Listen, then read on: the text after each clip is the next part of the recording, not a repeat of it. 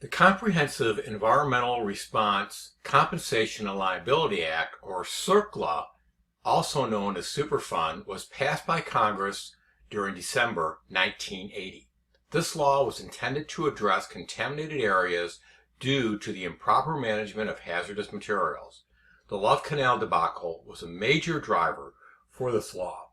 While RCRA imposed requirements on existing generators of hazardous waste, CERCLA provided for the management of disposal sites that presented a threat to human health or the environment.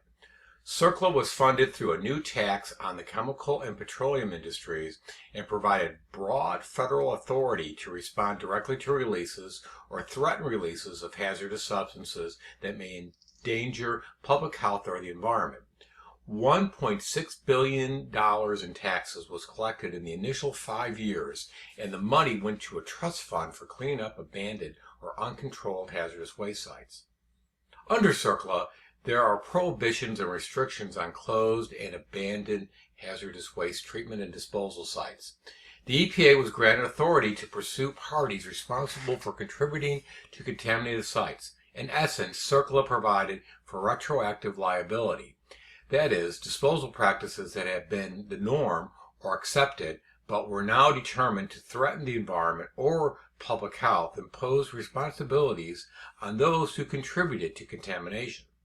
This provision created much litigation as many of the businesses or individuals who caused contamination could not be identified, were out of business, or did not have the financial resources to fully fund a cleanup.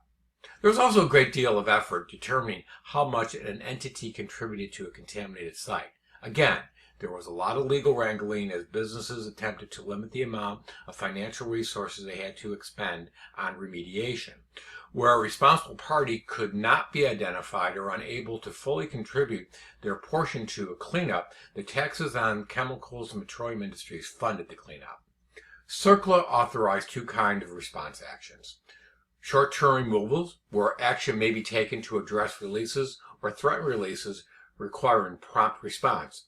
In these cases, the EPA usually hires a contractor to address the immediate concern. And then there's long-term remedial response actions. Those are that permanently and significantly reduce the dangers associated with release or threat to releases of hazardous substances that are serious but not immediately life-threatening. The actions can be conducted only on those sites that are listed on the EPA's National Priorities List. CERCLA also enabled the revision of the National Contingency Plan, or NCP. The NCP provided the guidelines and procedures needed to respond to releases and threatened releases of hazardous substances, pollutants, or contaminants. In 1986, the Superfund Amendments and Reauthorization Act, or SARA, was passed. SARA included a renewal of the tax and created a system where companies were required to report on their emissions to the environment as well as the amount of chemicals stored on sites. The Endangered Species Act. The 1973 Endangered Species Act, or ESA, was enacted with the goal to protect and recover imperiled species and the ecosystems that sustain them. The ESA is under the auspices of the Department of Interior's U.S. Fish and Wildlife Service and the Commerce Department's National Marine Fisheries Service. Species can be considered endangered, where in danger means in danger of extinction throughout all or a significant part of its range, or it can be threatened, where a species is likely to become endangered. There are now over 2,000 species worldwide listed as endangered, with over 1,400 in the U.S. Listing is determined by the biological status of a species and threats to its existence. There are 5 considerations for listing. 1. Damage to or destruction of a species habitat. 2. Overuse of a species for commercial, recreational, scientific, or educational purposes. 3. Disease or predation. 4. Inadequate existing protection. And finally, 5. Other natural or man-made factors. Usually there are many species that are not on either the endangered or threatened list, but are considered candidate species.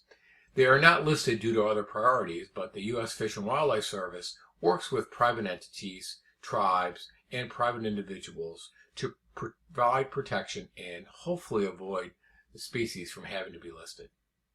The ESA prohibits the taking of a species, where take is defined as to harass, harm, pursue, hunt, shoot, wound, kill, trap, capture, or collect, or attempt to engage in any such conduct. Special permits to allow for taking for scientific studies and conservation purposes may be issued on a case-by-case basis. The goal of the ESA is to recover species so that they no longer need protection. Recovery plans are developed which describe the actions needed to restore a species to ecological health. The U.S. Fish and Wildlife Service biologists write and implement these plans with the assistance of species experts, other federal, state, and local agencies, tribes, non-governmental agencies, in academia, as well as other stakeholders. Saving the species requires habitat protection and often restoration of the habitat. Critical habitats include geographic areas that contain the ecological features needed for the conservation of a species and that may need special management or protection. Critical habitat designations are limited to federal agency actions or federally funded or permitted activities. Species do not recognize political boundaries, and protection usually requires international cooperation. The USA is a member of the Conservation on International Trade in Endangered Species of World Fauna and Flora. The convention is a 175-nation agreement designed to prevent species from becoming endangered or extinct due to international trade. Except as allowed by permits, the convention prohibits importing or exporting listed species. A species may require a permit under the Endangered Species Act, the convention, or both.